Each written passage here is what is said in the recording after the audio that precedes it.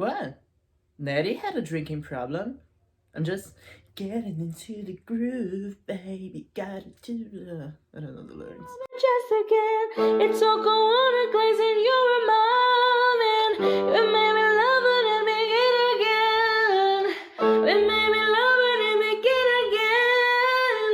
You made me love it and begin again.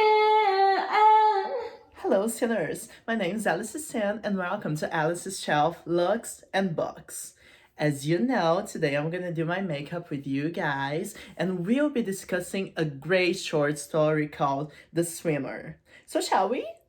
So, what we are gonna do is this month for Looks and Books and for Alice's Shelf, we'll be talking about some postmodern stories. So, before we start talking about The Swimmer, let's talk a little about postmodernism. What was postmodernism? What are some traits of it? And then we can start talking about the story we're actually here to talk about. So, postmodernism, which comes after modernism, but that's also arguable because we don't split literature like it was an exact science. We have some traits that are more connected to postmodernism than to modernism. And usually the stories that present those traits are what we call the postmodern stories, but it's not defined in an exact period of time. Some people do that. I don't honestly believe in it. So let's talk about postmodernism. We went through two world wars. And that's important because the world was kind of hopeless.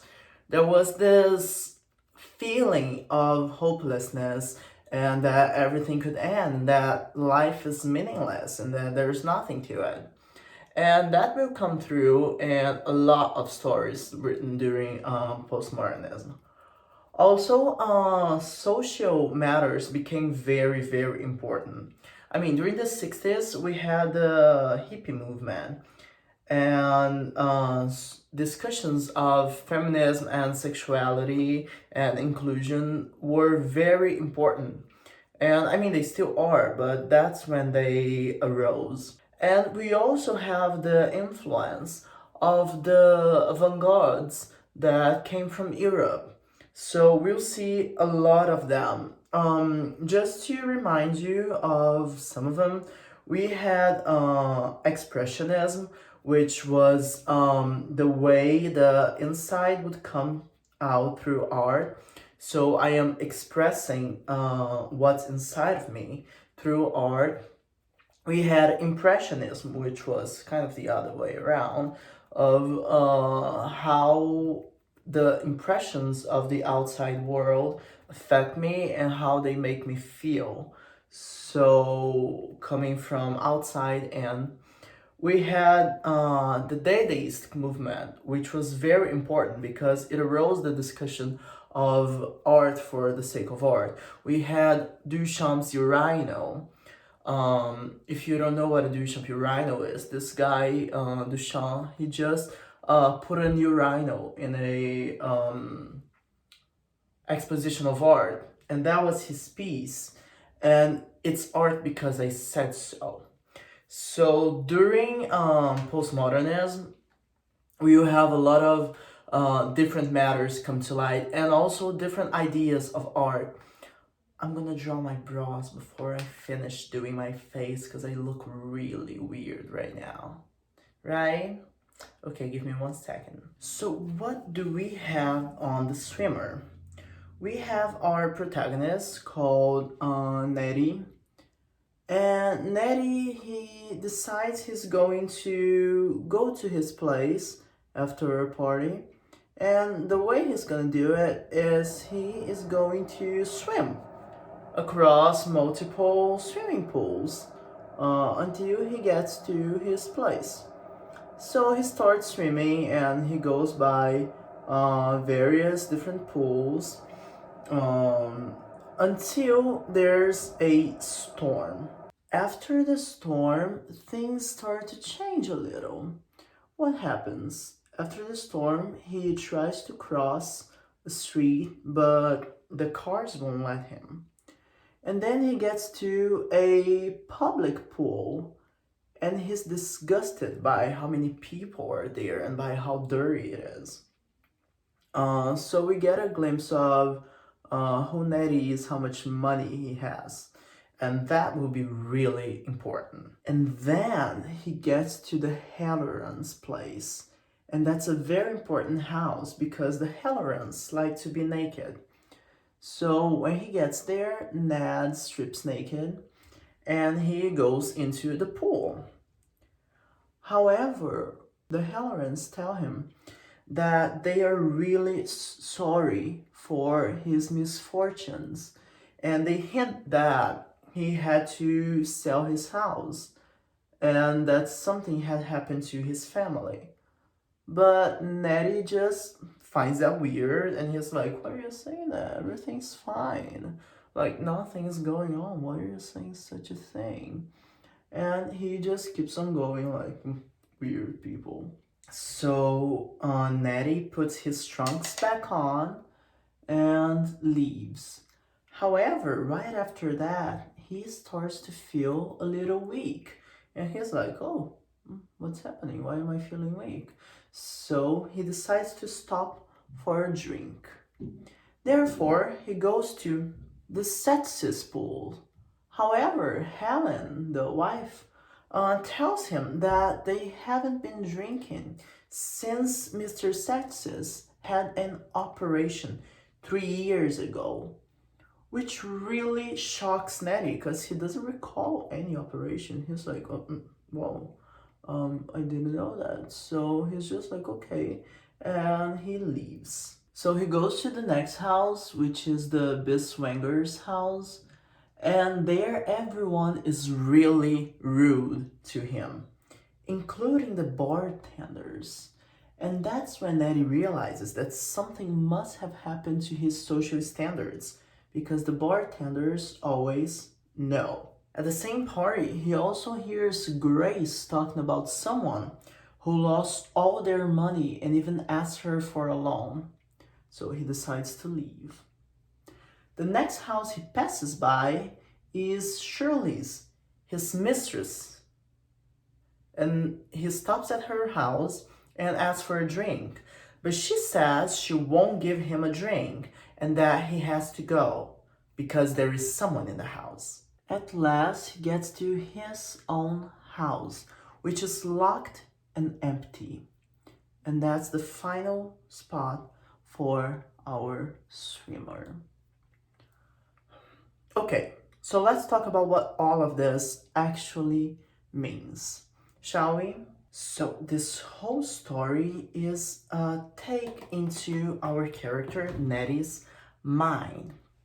We are seeing what is going on, and in order for us to understand the truth of what has happened in Nettie's life, we have to look at the hints that the other characters have given us, the things Ned has heard, and especially some of the symbols in the story.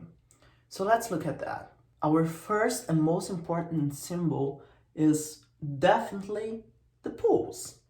I mean, why does he decide to go home swimming through pools? And here's the thing. The pools are a metaphor to the passage of time.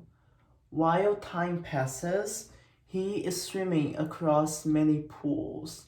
And we get to see that he gets weak with time because that's only normal. He's getting old, he's getting weak.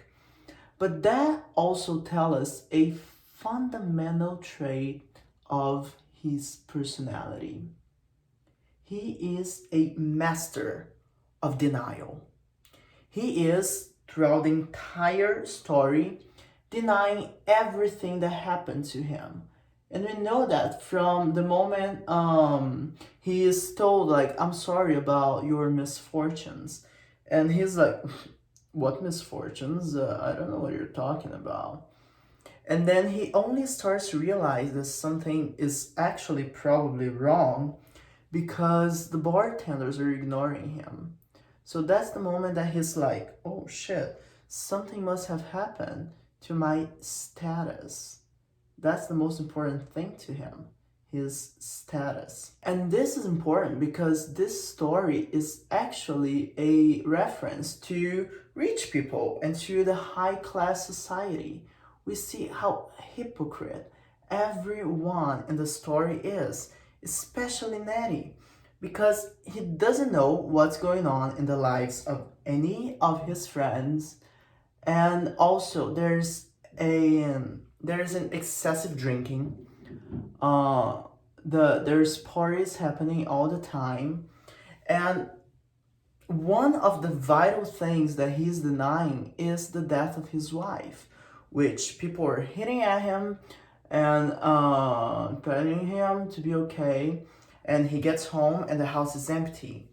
But the thing is, even though he's heartbroken because of the death of his wife, he still had a mistress, and he still stops by the mistress's house before he goes home to his wife. So this is connected to one of the themes I had mentioned to be one of postmodern discussions, which is the meaninglessness of life, how superficial happiness is to those people, and how meaningless all of it actually is, so much so that he forgets the death of his own wife.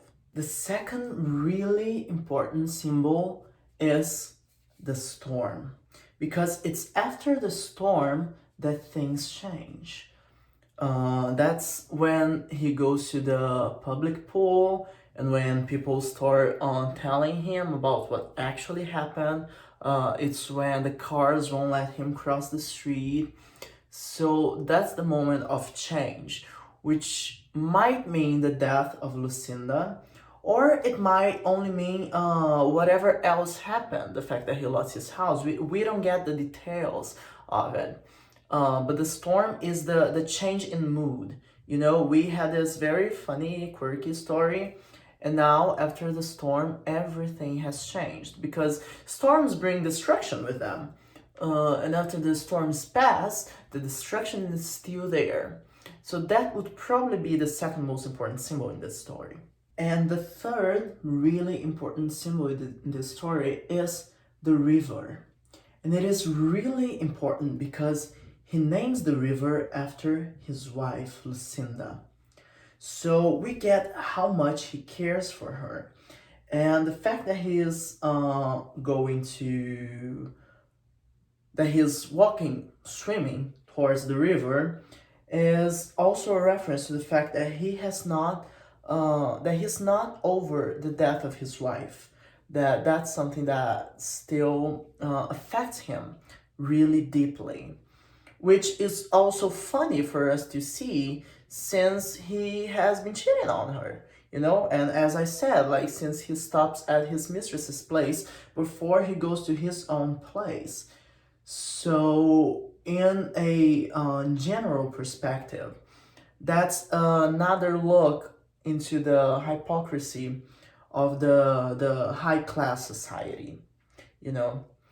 So this is the swimmer. I'm almost done here. But this is the swimmer, and this is our first story of the postmodern era. This month, we will also be talking about the fish. And next week, we are talking about popular mechanics. And that's a great story. So give me 1 second. Mama's be right back. You know what? I'm always talking about how this is not a makeup channel. This is a literature channel. And I'm not a makeup artist. I'm a literature teacher. But bitch, I'm getting better at this. Look at this. I really like this face. Okay, let's go back to the shelf. So this was The Swimmer. I hope you enjoyed it. I hope it helped. And I hope it also helped clarify a little bit of what postmodernism is. So with that, I shall leave you guys to remember that life is a sin.